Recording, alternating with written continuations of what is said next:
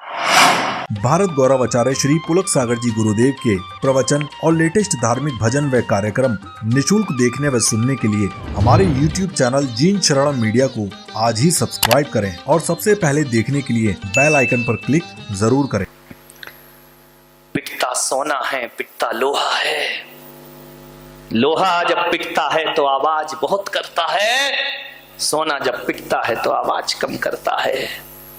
सोने ने पूछ लिया लोहा, पिट में भी रहा, पिट तू भी रहा, तेरी आवाज ज्यादा क्यों, मेरी आवाज कम क्यों है? तो लोहे ने कहा, देख सोना भाई, तू जब पिटता है ना, तू सोना है, तुझे लोहे की हथौड़ी पीटती है, और मैं जब पिटता हूं ना तो मैं भी लोहा हूं, और जब मुझे लोहा ही पीटता है तो आवाज ज्यादा हुआ करती है मेरे पास। जब लोहे को लोहा मारता है तो दर्द ज्यादा हुआ करता है। मानने पर किसके लिए जिंदगी जीता है आदमी? किस प्रतिष्ठा में लगा है, किस नाम में लगा है? सब कुछ बटोर लो और एक दिन जिंदगी वो आती है कि अपनी ही औलाद के आगे मां बाप को हाथ फैलाने को मजबूर होना पड़ता है। ध्यान रखिए मान्यवर, संभल के जियो इस जिंदगी को। सोचो कि क्यों जी रहे हो। आपके पास कोई उत्तर है? एक बच्चा स्कूल जा रहा था, मैंने पूछा बेटा बच्चा कहां जा रहा? बोले स्कूल जा रहा हूं। मैंने कहा स्कूल क्यों जाता है? बोले पढ़ने के लिए जाता हूं। मैंने कहा पढ़ता क्यों है? बोले कुछ बनने के लिए। मैंने कहा बनते क्यों हो? उसने कहा कुछ कमाने के लिए। मैंने कहा कमाते क्यों हो? बोले खाने के लिए। मैंने कहा खाते क्यों हो? बोले जीने के लिए। और मैंने जब पूछा कि जीते क्यों हो तो कोई उत्तर नहीं था उस बच्चे के पास। मान्यवर, बच्चे के पास उत्तर नहीं था, लेकिन मैं तुम बड़ों से भी पूछ लूं कि जीते क्यों हो तो कोई उत्तर नहीं है तुम्हारे पास। ज्यादा से ज्यादा यही उत्तर होगा, सांस चल रही है इसलिए जिंदा है। ध्यान रखिए। एक आदमी से मैंने पूछा तू सुसाइड क्यों नहीं करता है? बोले मुझ में हिम्मत नहीं है सुसाइड करने की। ये उत्तर है तुम्हारी जिंदगी के। हिम्मत नहीं है इसलिए जिंदा हूं।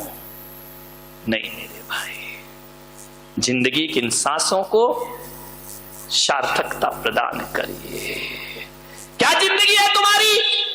सोमवार को पैदा होते हो, मंगलवार को बड़े हो जाते हो, बुधवार को विवाह हो जाता है, गुरुवार को बीमार पड़ जाते हो, शनिवार को शुक्रवार को एडमिट हो जाते हो, शनिवार को ऑक्सीजन लग जाता है, रविवार को दुनिया से चले। क्या जिया, क्या जिया, क्या जिंदगी जी तुमने? मान्यवर ध्यान रखें, कुछ करो, नहीं तो जीवन बेकार चला जाएगा तुम्हारे हाथों से। कुछ ऐसा किया है, कुछ ऐसा काम किया है कि दुनिया तुम्हें याद कर सके? कुछ नहीं किया। खाया, कमाया, पैसा इकट्ठा किया, मकान बना लिया, क्या कर ली? कौन सी बड़ी बात कर ली? ये मकान, अपने रहने के लिए घोंसला, पशु पक्षी भी बना लेते हैं, कोई बहुत बड़ा तीर नहीं मार दिया तुमने। ध्यान रखना। 2 वक्त की रोटी की व्यवस्था कर ली, एक कुत्ता भी पेट भर लेता है। कौन सा बड़ा काम कर लिया? 4 बच्चे पैदा कर दिए, ये बच्चे तो जानवर भी पैदा कर देता है। तुमने कौन सा महान काम किया है? ध्यान रखिए, सोचना है, अपनी जिंदगी से प्रश्न करना। कुछ काम किए हमने अपने जीवन में? बड़ा भद्दा चरित्र है हमारी जिंदगी का। एक सेठ था, दुकान पे बैठा था किराने की, तराजू में कुछ तौल रहा था। अचानक यमराज आ गए। यमराज ने कहा सेठ, नजरें उठा इधर देख। सेठ के तो होश उड़ गए। अरे तुम यहां कहां? आज तो मार्केट डे है, तुम यहाँ इतने हजारों मेरे ग्राहक खड़े। अरे यमराज भाई साइड थोड़ा सा है। क्या साइड? साइड। सेठ के पसीने पसीने हो गए, सांस रुक गई, माल हाथ में, तराजू नीचे। सेठ ने कहा तुम कैसे आ गए इतने जल्दी? अरे यमराज ने कहा घबरा मत, तू पागल घबरा क्यों रहा है? मैंने कब कहा कि मैं तुझे ले जाऊंगा? अरे आओ बैठो। नहीं ले जाओगे ना? बोले नहीं। अरे सेठ ने कहा फिर तो मोस्ट वेलकम, पधारिए, क्या लेंगे? चाय, कॉफी, ठंडा, गरम, क्या लोगे? किसको याद आ गई चाय की? और पी लो, पर्यूषण आने वाले बंद हो जाएगी। क्या लोगे आप? ठंडा, गरम, चाय, कॉफी। देखो तो यमराज ने कहा तू इतना ज्यादा एक्साइटेड मत हो, देख मैं क्या लेता हूं वो तुझे भी पता है ना। मैं चाय पीता ना कॉफी पीता, मैं तो जिंदगी पीता हूं लोगों की। तो तू ज्यादा बकबक मत कर, मेरा मूड सरकने में ज्यादा टाइम नहीं लगता है। अरे नहीं, सॉरी, बैठिए यमराज जी, बैठिए। सब ग्राहकों का हटिया, आज यमराज बैठेंगे यहाँ पर। सारे ग्राहकों ने सुना यमराज सब भाग गए अपना अपना बैग लेके, थैला लेके, बोले मरे यहाँ तो।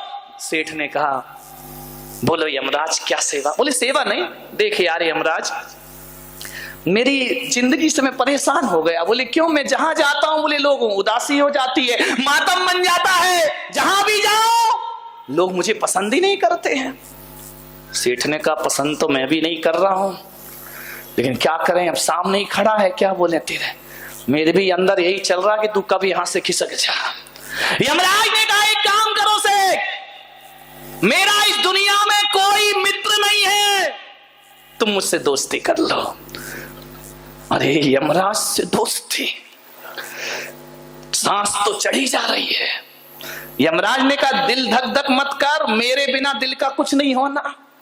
कितने भी जे डॉक्टर के पास चले जाओ, कितना भी ओपन हार्ट सर्जरी हो, यदि मैं आ गया तो वेंटिलेटर पड़ा रह जाएगा, ध्यान रखना। मेरे से दोस्ती कर लो। बोले दोस्ती? बोले हाँ।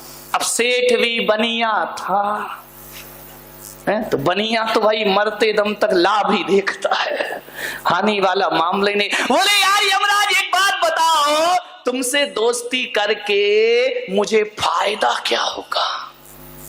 फायदा? बोले हाँ। यमराज ने कहा देख, आरजू खुदा से कर बंदे से नहीं। आरजू, यमराज समझ गया कि यही कहेगा सेठ की सबको मार देना, मुझे चिंता रखना, बनिया था। बोले मुझे फायदा क्या होगा? यमराज ने कहा देख, दोस्ती में फायदा नहीं देखा जाता, लाभ हानि नहीं देखी जाती, दोस्ती तो दोस्ती। अरे बोले फिर भी कुछ तो लाभ होना चाहिए ना आपकी दोस्ती करके। तो यमराज ने कहा मैं समझ गया, लेकिन ध्यान रख, आरजू खुदा से कर बंदे से नहीं, और दोस्ती हमसे कर धंधे से। मैं अपना धंधा थोड़ी छोड़ दूंगा, धंधा तो ले जाना ही है मेरा। बोले सेठ एक काम कर। बोले यार यमराज, बोले तुझे समस्या क्या? बोले समस्या ये कि तुम कभी भी आ जाते हो, कहीं भी आ जाते हो। अब देखो आज धंधे का समय था, तुम आ गए यहाँ पर।